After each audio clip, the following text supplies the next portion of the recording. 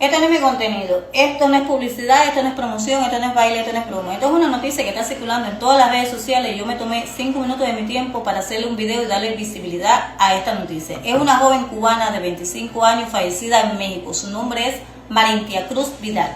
Está en una morgue en Tabasco, México, y no ha sido reclamada por ningún familiar. Y si su cuerpo no es reclamado por algún familiar, va a ser enterrado en una fosa común en México después del día 30 de abril de este mes.